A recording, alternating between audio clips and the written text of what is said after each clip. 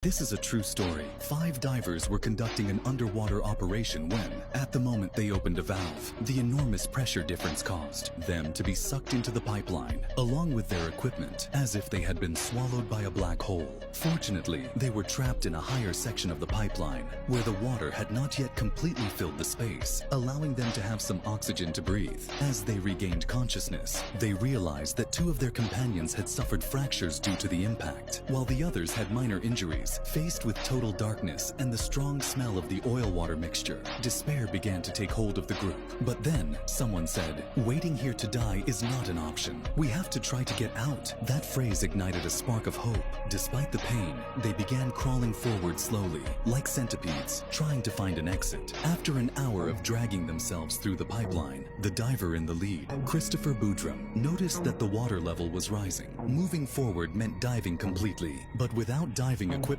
and with 2 injured team members, the attempt could be fatal. At that moment, Boudrum made a tough decision. He would go alone. "If I make it out, I'll bring help. If I don't return, you know what happened." With that promise, he took a deep breath and plunged into the darkness. With each passing second, the air in his lungs diminished and the feeling of suffocation intensified. But then, his hands touched something, an oxygen tank. With renewed hope, he used it to keep moving forward. For another 30 minutes, he swam blindly, unsure if he would ever find a way out. As his oxygen ran out, he miraculously found another tank. That gave him the strength to continue until, after more than 20 minutes of swimming in the dark, he sensed a turn in the pipeline. With his heart pounding, he swam upward, and then he surfaced. With the last of his strength, he shouted for help. 2 colleagues from the platform heard him and rushed to rescue him. Already on the boat, Christopher desperately insisted that an immediate rescue be launched. But despite his pleas, the company hesitated. Technicians were sent to assess the